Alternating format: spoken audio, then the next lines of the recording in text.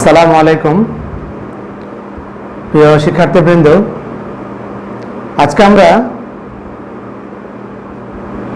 যে জিনিসটা আলোচনা করব সেটি হচ্ছে একটি দেওয়া সেন্টেন্স থেকে কিভাবে আমরা বুঝবো এই সেন্টেন্সটি সিম্পল, কমপ্লেক্স না কম্পাউন্ড কি আছে।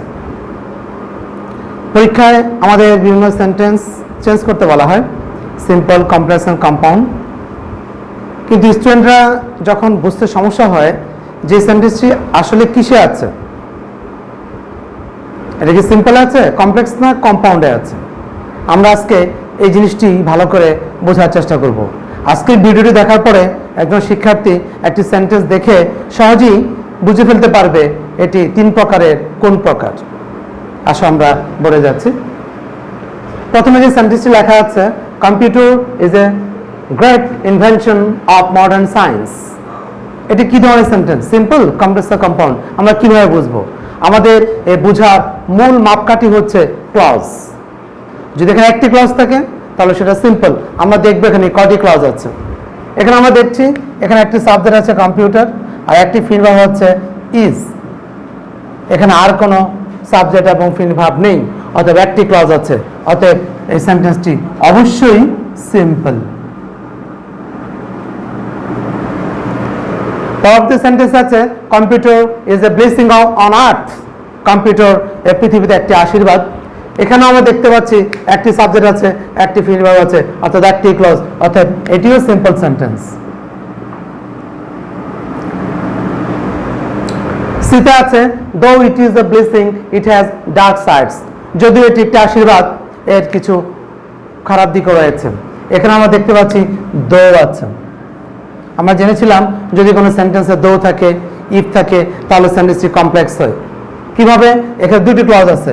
এখানে একটি সাবজেক্ট হচ্ছে ইট আর ফিল ভার্ব হচ্ছে ইজ।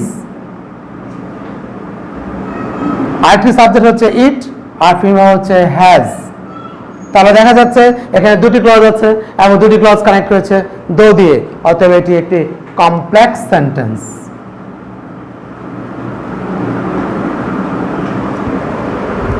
পরবর্তী, we cannot but depend on it. আমরা এর উপর নির্ভর না করে পারি না।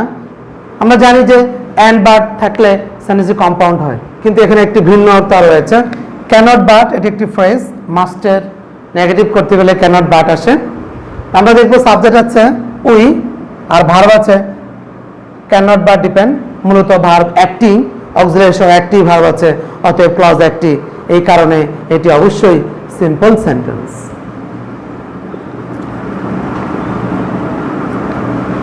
এর পরবর্তী বাক্যে আমরা দেখছি, we use it and get benefited greatly. আমরা এটাকে ব্যবহার করছি এবং ব্যাপকভাবে উপকৃত হই। এখানে আমরা দেখব অ্যান্ড আছে। শুধু অ্যান্ড থাকলেই তো কম্পাউন্ড নয়, দেখতে হবে এখানে দুটো ক্লজ আছে কিনা, দুটো ফিল ভার্ব আছে কিনা।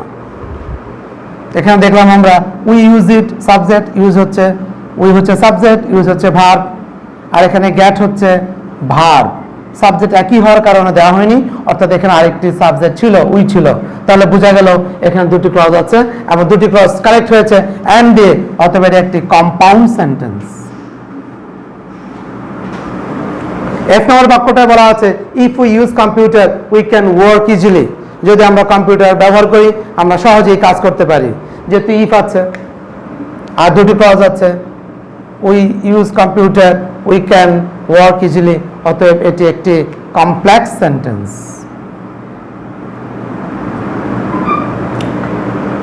এরপর সেন্টেন্স বলা আছে, many people can't have it because it is expensive. অনেক লোক এটিকে ব্যবহার করতে পারে না, এটাকে পেতে পারে না, কারণ এটি খুব দামি। এখানে আমরা দেখব কানেক্টর হিসাবে আছে বিকজ। এর আগে দুটো ক্লজ, এর মধ্যে দুটি ক্লজ আছে। একটি হচ্ছে many people can't have it, subject many people আর ভার্ব হচ্ছে কান্ট হ্যাভ, আর এখানে সাবজেক্ট হচ্ছে ইট আর ভার্ব হচ্ছে ইজ। অতএব দুটো ক্লজ আছে আর দুটো ক্লজের মাঝখানে আছে বিকজ, অতএব এটিও একটি কমপ্লেক্স সেন্টেন্স। এই নম্বর বাক্যটা বলা আছে, Charles Babbage invented computer. Charles Babbage computer আবিষ্কার করেন। সাবজেক্ট আছে চার্লস বেবেজ, ফিল ভার্ব আছে ইনভেন্টেড, আর কোনো ভার্ব নেই, সাবজেক্ট নেই, আর কোনো ক্লজ নেই, কোনো কারেক্টর নেই, অতএব এটি অবশ্যই সিম্পল সেন্টেন্স। আই নাম্বার বাক্যে বলা আছে চার্লস বেবেজ ওয়াজ এ ব্রিটিশ ম্যাথমেটিশিয়ান হু ইনভেন্টেড কম্পিউটার। চার্লস বেবেজ একজন ব্রিটিশ গণিতবিদ যিনি কম্পিউটার আবিষ্কার করেন। আমরা দেখছি এখানে আছে হু, রিলেটিভ প্রনাউন অথবা অ্যাডজেক্টিভ ক্লজ আছে, এখানে প্রিন্সিপাল ক্লজ আর এটি সাবঅর্ডিনেট ক্লজ। সেই সুবাদে এটি অবশ্যই কমপ্লেক্স সেন্টেন্স। কম্পিউটার, তারপর যে নাম্বার বাক্যে আছে computer help us in many ways. Computer আমাদেরকে অনেকভাবে সাহায্য করে। এখানে সাবজেক্ট হচ্ছে কম্পিউটার আর ভার্ব হচ্ছে হেল্পস, আর কোনো ভার্ব নেই, আর কোনো কানেক্টর নেই, আর কোনো ক্লজ নেই, অতএব এটি হচ্ছে সিম্পল সেন্টেন্স। কে নাম্বারে বাক্য আছে computer is so necessary that we can't do a single day without it. Computer এতটাই গুরুত্বপূর্ণ যে আমরা এটা ছাড়া একদিনও চলতে পারি না। এখানে আমরা দেখব এখানে সো ডট ডট আছে, সো আছে এবং দ্যাট আছে, মাঝখানে অ্যাডজেক্টিভ বা অ্যাডভার্ব থাকতে পারে। আমরা দেখব দুটো ভার্ব আছে, একটা হচ্ছে ইজ আর একটা হচ্ছে কান্ট ডু।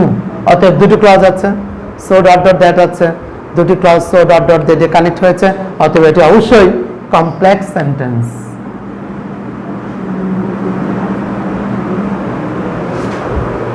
এক নম্বর বাক্য আছে computer works very quickly. Computer works very quickly but it works on the basis of command. Computer খুব দ্রুত কাজ করে, কিন্তু এটা কাজ করে নির্দেশের ভিত্তিতে। এখানে দেখবো আমরা দুটি ক্লজের মাঝখানে বাট আছে, দুটি ক্লজ আছে, এখানে সাবজেক্ট, ওয়ার্কস হচ্ছে ভার্ব, এখানে সাবজেক্ট ইট, ওয়ার্কস হচ্ছে ভার্ব। অতএব দুটো ক্লজ অ্যান্ড দ্বারা যুক্ত হয়েছে এবং দুটি ক্লজই প্রিন্সিপাল ক্লজ, অতএব এটি একটি কম্পাউন্ড সেন্টেন্স।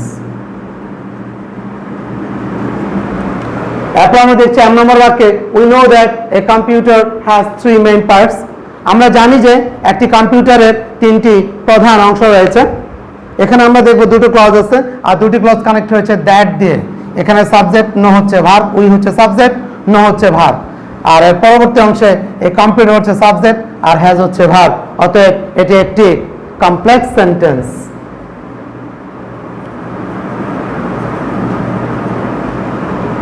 এক নম্বর বাক্যে আছে computer has become a part and parcel of modern life. Computer আধুনিক জীবনের একটি অবিচ্ছেদ্য অংশে পরিণত হয়েছে। আমরা অনেকে এখানে অ্যান্ড দেখে বলবো এটা কম্পাউন্ড, না, অ্যান্ড থাকলেই কম্পাউন্ড না। কম্পাউন্ড হতে হলে অ্যান্ড এর আগে এবং পরে দুটো ফিল ভাব থাকতে হবে, এখানে সেটি নেই। ফিল ভাব আছে শুধু একটা, কম্পিউটার হচ্ছে সাবজেক্ট আর ফিল ভাব হচ্ছে হ্যাজ বিকাম, যেটি প্রেজেন্ট পারফেক্ট টেন্স নির্দেশ করছে। অতএব একটি ভার্ব এবং একটি সাবজেক্ট থাকার কারণে অবশ্যই এটি সিম্পল সেন্টেন্স। ও নাম্বার বাক্যে আমরা দেখতে পাচ্ছি now it is being used everywhere and we are benefited.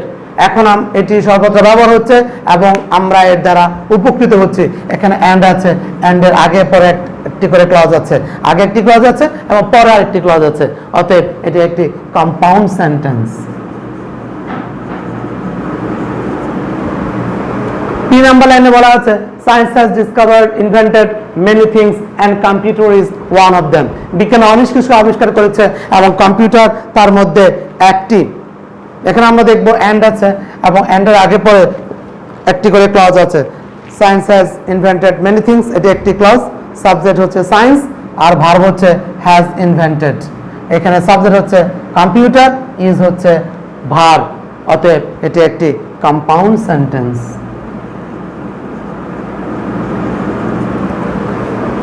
Q নম্বর লাইনে বলা আছে ইট ওয়াজ নট ইনভেন্টেড ওভারনাইট। এটি রাতারাতি আবিষ্কৃত হয়নি। এখানে সাবজেক্ট আছে ইট আর ভার্ব হচ্ছে was not invented, passive voice. Verb মূলত একটি, কোনো কনজাংশন নেই আর কোনো ক্লজ নেই। অতএব এটি হচ্ছে সিম্পল সেন্টেন্স।